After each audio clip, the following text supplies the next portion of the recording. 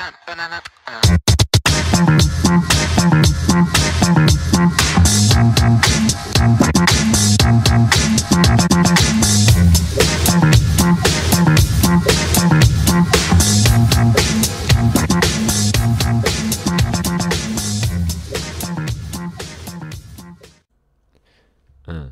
deux, trois. Salut tout le monde, salut à tous, bienvenue à la taverne. Aujourd'hui une petite vidéo sur comment monter une armée pour le 18e siècle. Je fais cette vidéo parce que c'est ce que j'ai fait ces derniers temps pour le projet qu'on mène au club, puisqu'on s'est centré cette année sur le 18e siècle. Chacun avec parfois des périodes un peu spécifiques, mais on a quand même pas mal chacun écumé les différents sites, les différentes possibilités pour bien monter une armée pour cette période. Donc ce que je vous propose tout d'abord, c'est de commencer par les sites un peu de référence pour pouvoir trouver de l'information. Ensuite, on parlera des fabricants de figurines. Et après, je donnerai quelques blogs intéressants. Je ne vais pas parler ici de règles en particulier parce qu'il y a plein de règles pour tout le 18e siècle. Chacun trouvera une règle qui lui correspond en fonction de ce qu'il veut représenter, parce qu'il y a des règles assez spécifiques en fonction des théâtres d'opération. Plutôt début du siècle, où là on est dans les guerres du roi soleil, comme les appellent les anglais, The War of the Sun King. C'est la dernière, avec la guerre de succession d'Espagne. Et par la suite, on voit quasiment à la fin de période tout ce qui est juste avant les guerres révolutionnaires, voire un petit peu les guerres de la Révolution, avec la guerre d'indépendance américaine, la guerre d'indépendance américaine et la guerre de 7 ans. Donc là, on a un peu des spécificités. Voilà, on peut répartir les règles en gros dans les différentes périodes. Il y a les guerres du Nord, The North War, qui opposent la Suède à la Russie. Donc il y a vraiment beaucoup de théâtres différents avec beaucoup de règles. Donc voilà, à vous de trouver celle qui vous correspond. Nous personnellement, on joue pas mal à Maurice pour le côté très fun des cartes. Mais voilà, il y a plein de... J'avais fait la présentation d'une règle rédigée par des Canadiens pour une période juste pré-révolutionnaire et révolutionnaire. Donc voilà, il y a un peu de tout, vous pourrez trouver. Mais c'est vrai que le 18e siècle, on va dire jusqu'à l'apparition de Bonaparte, c'est des armées qui ont un peu la même manière de combattre, on va dire. Hein. En gros, je vais un peu simplifier. Ça tombe avec ce concept de ligne pour ce qui est de l'infanterie, et une cavalerie qui n'est pas encore celle qu'on va avoir durant la période impériale, c'est-à-dire qui peut briser à elle toute seule des formations. C'est plus complexe que ça, et vraiment l'infanterie c'est la base ça va être la base de vos armées pour le 18e. Du côté de la cavalerie, il y a assez peu de nuances quand on regarde les batailles. Il n'y a pas une diversité sur le champ de bataille de cavalerie comme on peut l'avoir avec l'Empire. Ça se résume souvent à du dragon ou du cuir, et les hussards sont souvent là juste pour des manœuvres de diversion ou d'attaque de convoi ou encore de petites guerres, mais il faudra attendre la période de la guerre de 7 ans, voire la guerre de succession d'Autriche, pour voir parfois des troupes légères niveau cavalerie être engagées. Alors il peut y avoir encore une fois quelques exceptions, mais dans l'ensemble c'est quand même ce qu'on voit du point de vue des batailles. Donc c'est l'infanterie, et c'est l'infanterie qui va être le cœur de votre armée 18e siècle. Alors si vous prenez plutôt au début de période, vous allez avoir plutôt des vêtements un peu amples, etc. Et plus vous allez arriver vers la fin de période, du côté des uniformes, vous allez avoir des vêtements qui vont un petit peu se rétrécir. Malgré tout, c'est l'avantage du 18e siècle, vous pouvez très bien faire une armée quasiment pour tout le siècle. Moi j'ai une armée autrichienne, honnêtement, elle est calibrée pour la guerre de succession d'Autriche et guerre de 7 ans, ça passe très bien.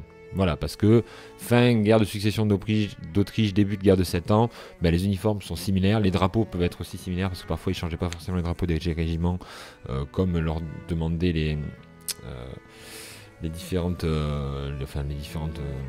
lois, quoi. Donc voilà, on peut vraiment se faire plaisir. Ça, c'est encore, c'est une généralité, mais voilà, vous pouvez très bien faire une armée sur tout le 18e siècle. En général, on va avoir aussi des formations qui se caractérisent par le côté assez mince. Hein. On va pas avoir, ça va être plutôt des 2 sur 2 lignes en général, et pas parfois ce qu'on peut voir sur la période napoléonienne avec des gros bataillons, etc. De même, en général, on n'aura pas d'interarmes trop, hein, parce que c'est pas du tout la culture de l'époque, et vous allez voir que en général, dans les règles que vous allez pratiquer, ça c'est pas mis en avant parce que c'était pas utilisé à l'époque. Assez parlé donc de la structure générale des guerres au XVIIIe siècle, et encore une fois là, je vous parle essentiellement des guerres européennes, mais il est évident que si vous allez partir sur de l'escarmouche dans les guerres indiennes, là évidemment l'infanterie légère elle va être omniprésente. De même si vous faites quelque chose qui est plus colonial avec des affrontements en Inde. Moi, on s'est centré plutôt sur le contexte européen, mais pas sur les colonies. Évidemment, là aussi, il y a un autre aspect des combats. De même aussi, en général, pour cette partie-là, tout ce qui est guerre indienne ou guerre du Canada, on s'aperçoit que c'est beaucoup de l'escarmouche qui est proposé par les règles, et pas forcément des batailles à grande ampleur, parce qu'au final aussi elles ont été assez peu importantes. C'était souvent des combats pour des forts. Ceci étant introduit, je vais vous proposer de commencer par la source importante lorsqu'on fait de la guerre du 18e, c'est ce site, c'est Chronoscaphe. Alors là, c'est la guerre de 7 ans, vous l'avez aussi pour la guerre de succession d'Espagne, et c'est réellement une mine d'or. C'est certainement le site le plus complet pour ce qui est des guerres du 18e siècle. Les 2 grandes guerres du 18e siècle, la guerre de succession d'Espagne et la guerre de 7 ans. Là, évidemment, moi, je suis aussi intéressé à la guerre de succession d'Autriche, mais clairement, ces 2 guerres-là sont celles qui ont, guerre de 7 ans et guerre de succession d'Espagne, énormément de ressources sur Internet. Alors, comment ça se présente? On va commencer avec celui sur la guerre de 7 ans. Vous allez avoir ici les différents états, armées, etc., personnalités, batailles et rencontres. Ce qui est exceptionnel aussi pour les batailles, c'est que vous allez avoir sur l'ensemble des batailles, vous allez voir les ordres de bataille. Bon là évidemment je prends Calcutta, il n'y en a pas, mais c'était fait exprès, c'est le théâtre indien. Mais on va prendre ici le théâtre européen, allié contre français. Vous allez avoir une image détaillée ensuite de tous les bataillons qui ont participé, tous les régiments qui ont participé, et voilà, vous allez avoir après le détail de chaque armée. Donc vraiment super site si vous voulez refaire une bataille, si vous voulez au contraire prendre l'ordre de bataille d'une bataille et vous le calquer pour faire votre armée, c'est clairement sur ce site là qu'il faudra aller, hein, c'est la référence. Je prends ici par exemple moi mon armée, l'armée autrichienne. Vous allez avoir plusieurs articles sur l'organisation générale de l'armée, la manière de combattre aussi, les tactiques de combat, et après vous allez avoir l'ensemble des régiments. Je vais cliquer comme ça sur un régiment pour vous montrer les dragons de chevaux légers chez le chevau léger de Liechtenstein, des dragons, et vous allez avoir ici une proposition aussi d'uniforme. J'ai vu aussi qu'on pouvait voir sur Pinterest, vous avez aussi les drapeaux. On les voit pas forcément directement sur le site, ils sont pas accessibles sur l'ensemble des propositions, mais là vous voyez, hop, ce régiment là, vous allez avoir pareil, encore une fois, l'uniforme qui vous est proposé. Et même, il y a, quand l'uniforme a évolué, vous avez l'uniforme 1757, l'uniforme 1762. Voilà. Donc, extrêmement complet en termes... et en plus, avec toutes les sources, et moi par la suite, j'y suis allé, c'était vraiment hyper intéressant de retrouver tout ça. Je passe à la guerre de succession d'Espagne, même si elle est avant d'un point de vue chronologique. Et là, on va retrouver pareil, les différentes batailles, toutes les batailles qu'il y a eu à l'époque, les armées. Alors là, évidemment, il n'y a que 2 camps. Enfin, il y a 2 camps et c'est un petit peu réduit en termes de composition. Mais là, pour la France, vous allez avoir l'ensemble des régiments. On prend celui-là, je ne sais même pas ce qu'il fait. Et voilà, vous avez le drapeau. Si l'uniforme il y est pas, il vous dit il y est pas. Voilà, là vous avez l'uniforme, hop, tac tac, vraiment vous avez tout. Et là vous avez en plus les drapeaux. On va regarder chez nos amis britanniques, régiment du Danemark, hop, voilà, l'histoire du régiment, je prends comme ça au hasard, hein. Comme ça pour vous montrer que parfois il y en a qui n'ont pas de régiment, hein. Enfin, qui n'ont pas d'uniforme, et là voilà, vous en avez un sur les subventions du Danemark. Donc voilà, c'est vraiment les deux plus gros sites en termes d'informations que vous allez pouvoir consulter pour ces deux conflits. On passe ensuite en termes de contenu pour, eh bien, en termes de bouquins, j'en parle souvent, il y a Elion Company. Là, je suis sur la partie, on va aller directement dans les périodes. On va aller au XVIIIe siècle. Et là, vous allez pouvoir aller en fonction des différents conflits, voir ce qui vous intéresse. Nous, on va partir sur la guerre du Nord, parce qu'on n'en a pas encore parlé, mais partons sur la guerre du Nord. Et là, sur la guerre du Nord, vous allez avoir un certain nombre d'ouvrages assez importants sur l'armée suédoise, l'armée russe, la vengeance de Pierre le Grand, etc., etc. Vous allez avoir, on part sur la guerre de succession de Pologne, là aussi, il y a de quoi faire. On part sur la guerre de 7 ans, et là, vous allez voir aussi, c'est très très fourni, avec de nombreux ouvrages, dont ceux de Christophe Dufy, qui font référence sur l'armée autrichienne. Les troupes légères pendant la guerre de 7 ans, il est très bien, je crois qu'il est sorti il n'y a pas si longtemps celui-là. Donc voilà. Et après, on va regarder pour la guerre de succession. Alors est-ce qu'ils la mettent là quand tout passe bien, hein. Guerre de succession d'Espagne, et là aussi, hein, de la ressource pour cette période. On ne peut pas passer à côté du Osprey aussi, pour le XVIIIe siècle. Vous avez, hein, là encore, beaucoup de ressources. Alors, il faut ici, en général, pour ce qui est Osprey, je vous invite à filtrer par la série Hommes d'armes, qui va se centrer sur les troupes. Voilà. Et là, vous allez avoir, hein, de nombreuses ressources sur le conflit. Vous voyez, l'armée de Louis XV, etc., etc. C'est connu chez les Osprey. En termes de contenu aussi, je vous propose d'aller sur des chaînes YouTube très intéressantes. Donc History March, ici, qui a fait une série sur le prince Eugène de Savoie. Prince Eugène de Savoie, qui a été un grand artisan de la guerre de succession d'Espagne. Voilà, il y a du Fridan qui s'attue. Mais voilà, n'hésitez pas à aller regarder ces vidéos. Elles sont vraiment super.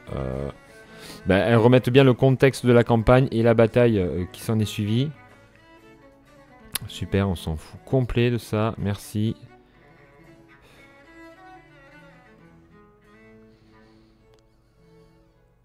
Je cutterai. Donc voilà, là. Drop of their blood. Witness statements reveal they were. Voilà, donc c'est vraiment la bataille de Capri. Rapid advance on towards. Et vous avez un.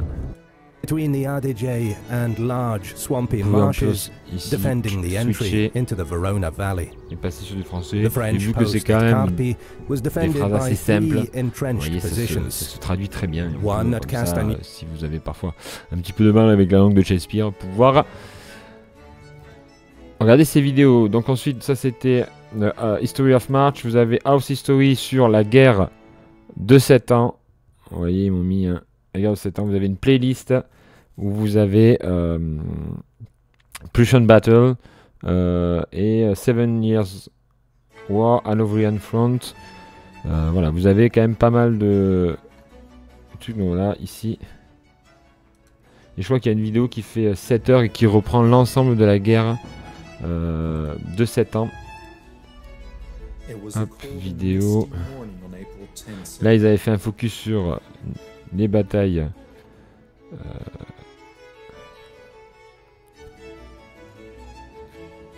Mais vous avez voilà. Frédéric le Grand, les batailles de la guerre de 7 ans, etc. Hop, là encore, vous voyez, Frédéric le Grand, Frédéric le Grand. Donc voilà, tout ça, c'est si vous êtes intéressé par les batailles. Il y avait une proposition aussi sur Storia Voce qui a fait la fin du grand siècle, la guerre de succession d'Espagne avec Clément Houry. Clément Houry qui est le spécialiste de la guerre d'Espagne et en plus qui a sorti un autre ouvrage il n'y a pas si longtemps dont Storia Voce s'est fait une vidéo, c'est Malplaqué.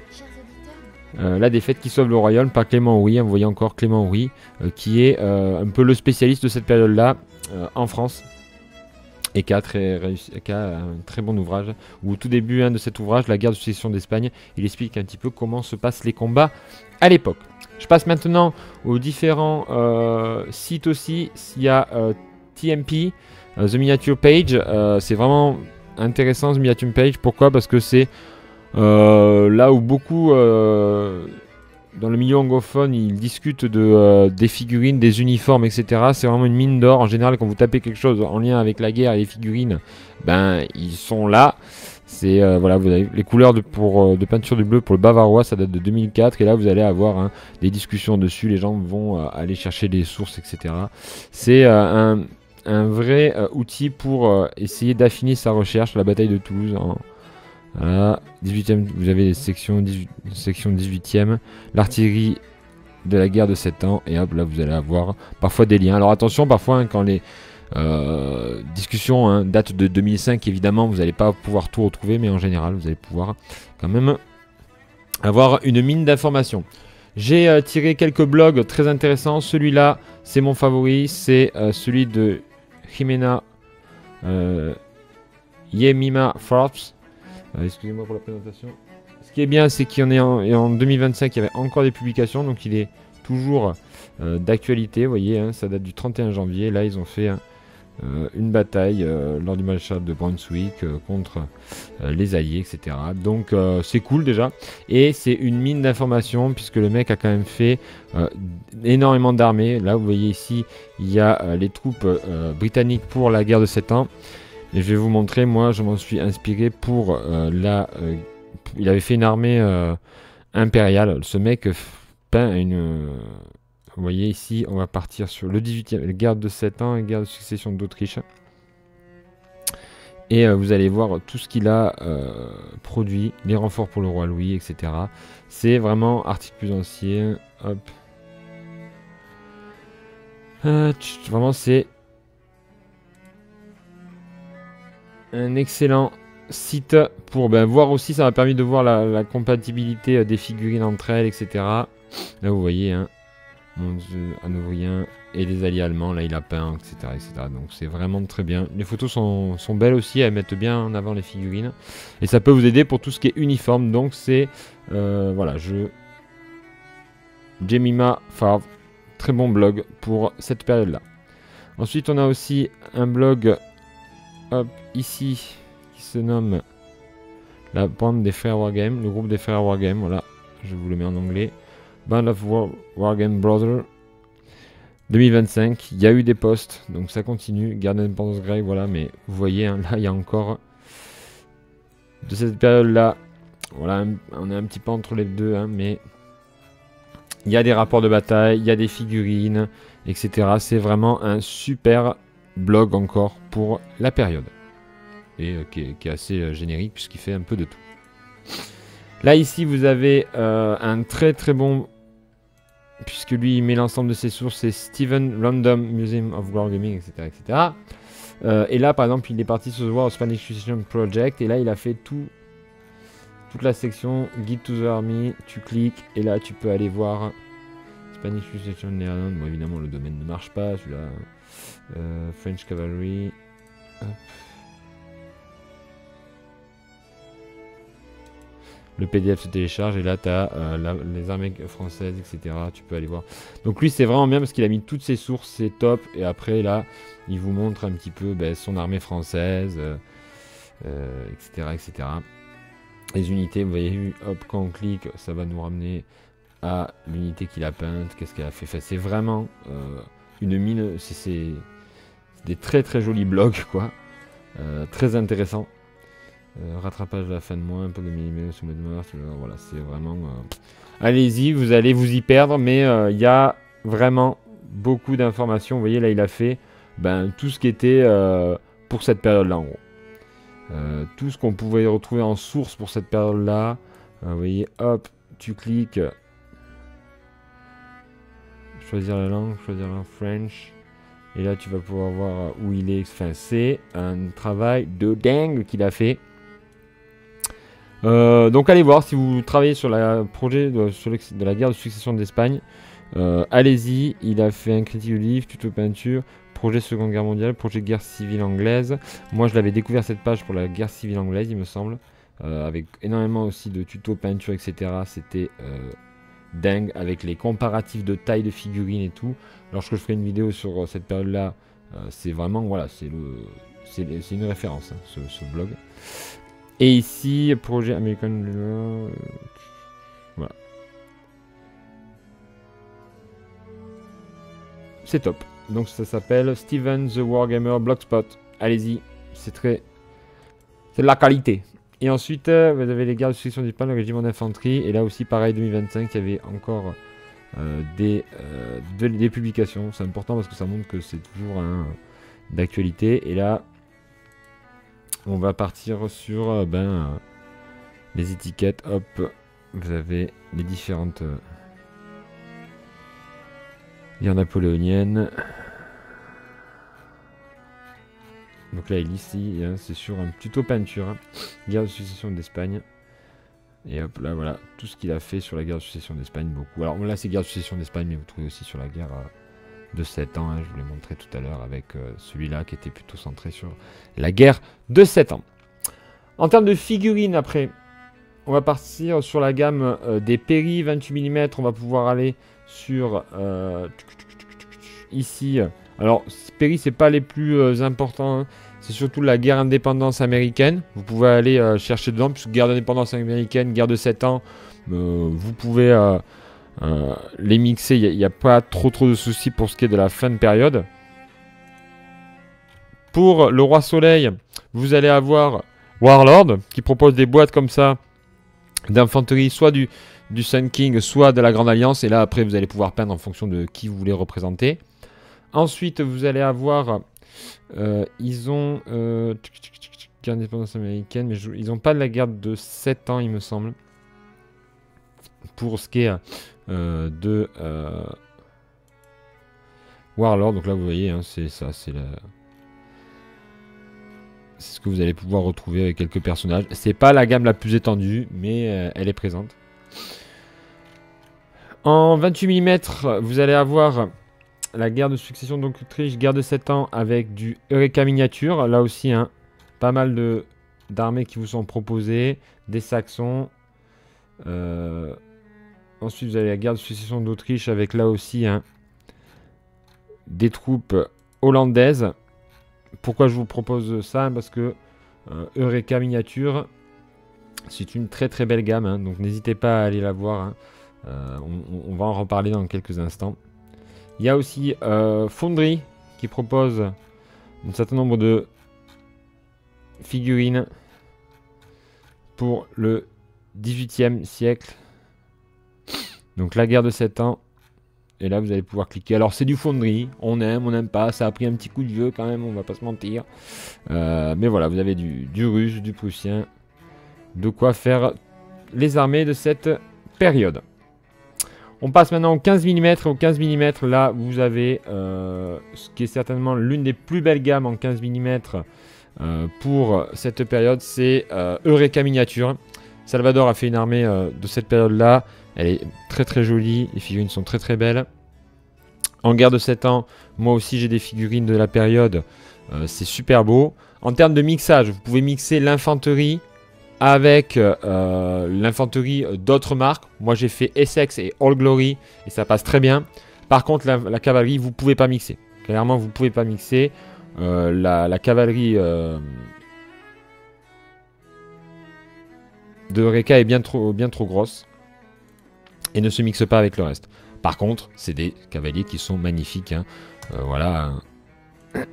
C'est de très très belles Très très belle figurine. Guerre de 7 ans évidemment, 15 mm, on peut penser à Essex. Donc je vous le dis, Essex, vous pouvez mixer sans souci Old Glory, Essex et Eureka miniature. Moi je l'ai fait, ça m'a pas trop, ça m'a pas fait tiquer. Donc vous avez ici la gamme de la guerre de 7 ans avec l'ensemble des armées. Vous avez les guerres européennes 1760-1745 où là en gros c'est des armées génériques en fonction et vous allez faire...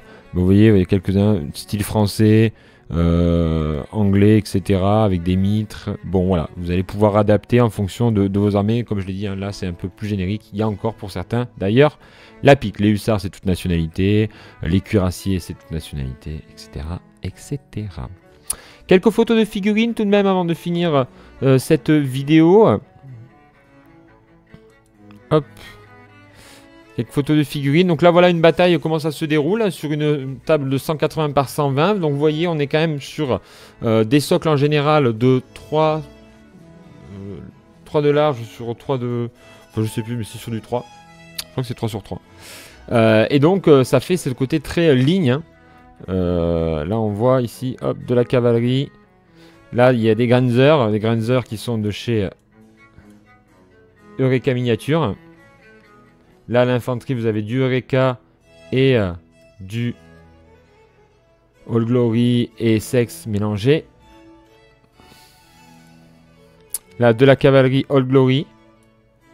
Là, vous voyez, hein, une peinture classique, mais qui rend bien. C'est les miennes, là, ici, avec des drapeaux. Là, vous avez les Genzer qui se déploient, mais vous voyez, hein, hop, ce côté très ligne, avec une attaque prussienne.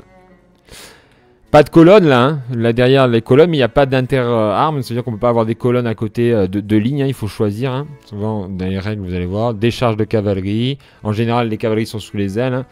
Dans Maurice, par exemple, un chargé avec une cavalerie de l'infanterie, bah, c'est pas où vous n'allez pas emporter comme des cuirs emporteraient des mecs qui ne seraient pas mis en carré. Ça, à l'époque là, c'est pas le cas et donc c'est assez bien représenté en général dans les règles. Et il y a ce côté, voilà, moi j'aime bien ce côté ligne en long. On n'a pas forcément Napo parce qu'en général en Napo aussi on va beaucoup plus avoir de l'interarme. On va avoir parfois hein, des régiments avec on va avoir des régiments d'infanterie, des voltigeurs et de la cavalerie et de l'artillerie, alors que là c'est pas du tout le cas et ça change un petit peu la manière de combattre quand même. Hein. Donc vous voyez là des combats de cavalerie avec derrière du support de l'infanterie. Et voilà ce que ça donne donc pour des guerres du XVIIIe siècle. J'espère que cette vidéo vous aura plu, elle vous aura donné envie de vous aussi vous mettre sur les guerres du XVIIIe siècle. C'était une période je sais pas, c'était une période que... On avait envie depuis longtemps de se mettre au club, la guerre de 7 ans, la guerre de succession d'Espagne, mais c'est pas forcément à une période auquel nous on pense forcément. Hein. C'est des guerres un petit peu, j'ai pas envie de dire oubliées, mais c'est pas celle où déjà on a brillé le plus, hein, puisque à part Maurice de Saxe, on n'est pas été Jojo, hein, et ça c'était plutôt pour la guerre de succession d'Autriche. Mais par la suite, hein, clairement, la guerre de 7 ans, on n'a pas brillé. Et la guerre de succession d'Espagne, ça a été une longue guerre très usante pour le royaume de France. Donc finalement, dans l'histoire et dans l'inconscient, c'est pas forcément celles qui nous sont restées le plus en mémoire. Mais c'est des conflits qui sont très intéressants à représenter aussi, parce qu'il y a énormément d'uniformes possibles sur la table, beaucoup de couleurs, hein. On peut vraiment se faire plaisir d'un point de vue de la peinture et ça c'est plutôt cool et c'est aussi une manière de combattre un peu différente hein, de nos habitudes on va dire si on est dans la période avant avec le pike and shot et dans la période après avec l'interarme, les voltigeurs, le skirmish etc. Où là on est juste au balbutiement et voilà on n'est pas, on sent que ça tâtonne avant d'arriver à la période impériale. Voilà. Si vous aimez ce format, n'hésitez pas à liker, à partager et à mettre des commentaires, c'est important pour la chaîne. Et moi je vous dis à très bientôt pour un nouvel épisode de commencer une armée 18e, samouraï, 20e, etc. On verra ça petit à petit. Allez, ciao!